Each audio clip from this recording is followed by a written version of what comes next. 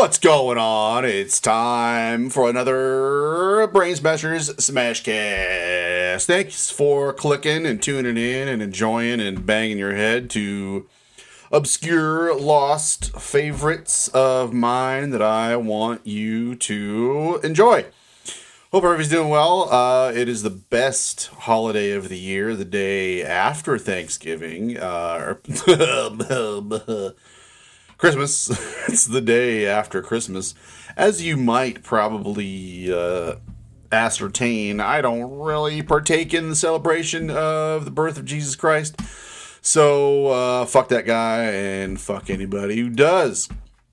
Anyways, today's episode is very not different from any other episode, really, but I've just been kind of putting together a little playlist of stuff the last couple of days, stuff I've been listening to, mostly in the vein of the metal of death.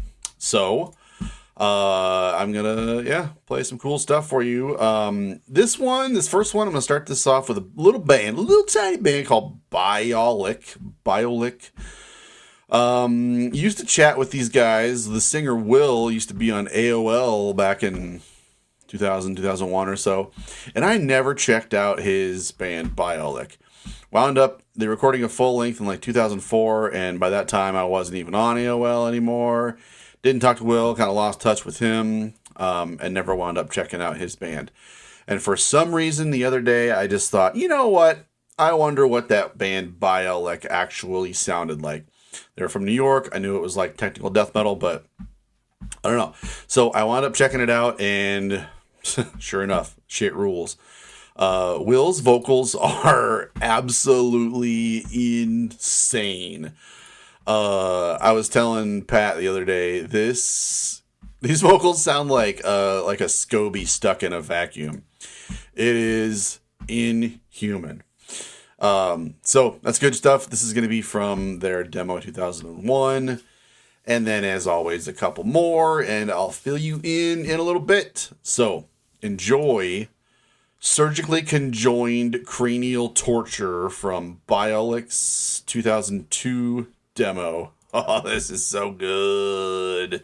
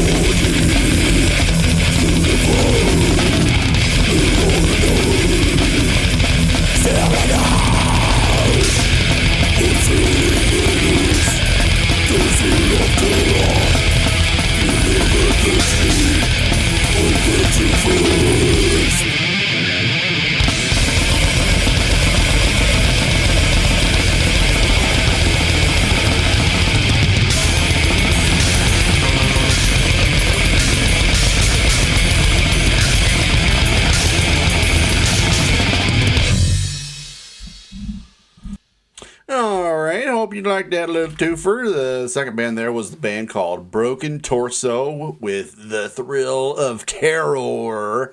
That was from The Ultimate Abhorrence. This was a Canadian band. They did a little full length back in... gonna have to consult the Oracle here and make sure that I can spell torso right while I'm speaking. 2000. This album, The Ultimate Abhorrence, was recorded in 2000. So, man, that shit rules. Simon, Explosive Action, turned me onto that band, and I love it. Found, whatever. I'm not going to get into rare physical media talk. This is about the bands. My physical media talk is from my YouTube channel. Anyway, still getting lots of good feedback on the podcast and stuff.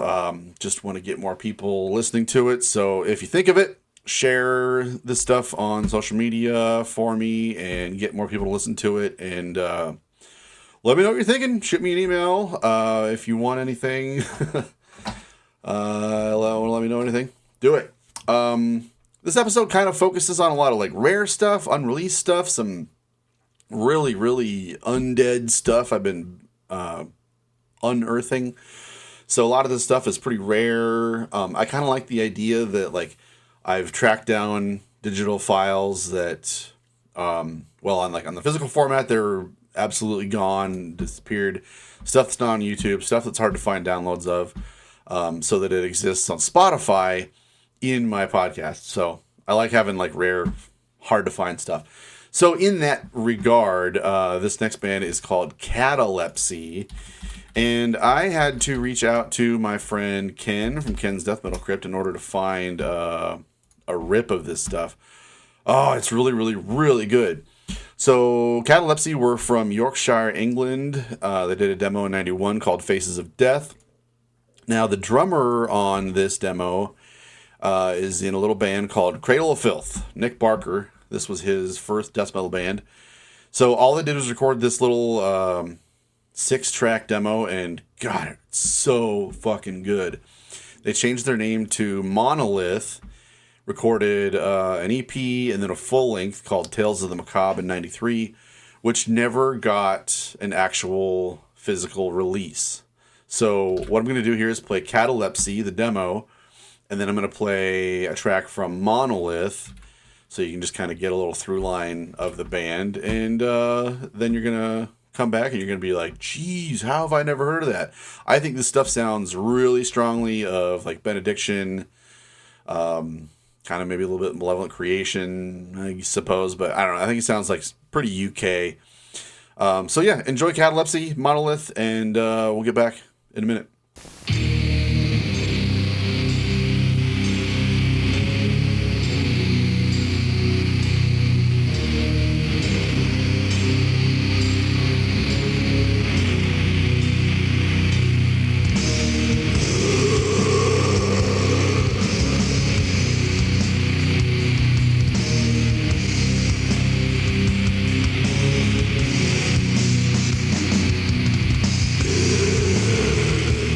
Try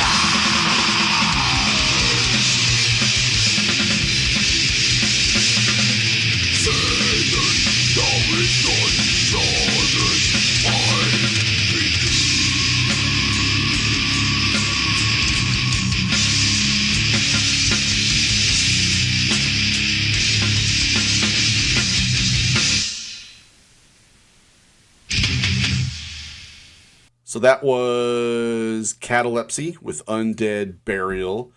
And then followed that up with the final track on the album, Maceration, by Monolith. So, cool little history lesson there. That's what Nick Barker was doing when he first started playing drums. Sometimes I kind of can't believe that I exact upon you guys the brutality that I do on this podcast. So, thanks for hanging in there. I got some good feedback the other day. I got a comment on my YouTube video that said, the podcast goes hard. And that just felt like, fuck yeah, that's what I'm going for. Trying to bring some validity to the idea that a podcast can go hard and be heavy and worth listening to and show you some stuff that you didn't know about with not too much bullshit in between.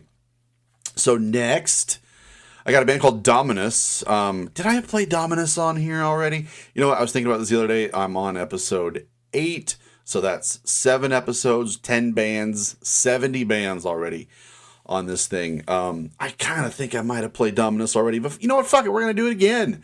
Bring the Roars. The reason this is like triggering your memory is Dominus wound up turning into another band called Volbeat, who are pretty terrible. So I think it's funny that this is where they began and they ruled. And then I'm going to throw some Eternal Suffering at you. And then it's kind of the juicy middle of the episode. We're going to play some Fleshtized, talk about them a little bit. And yeah, see you in a minute. Good luck, bro.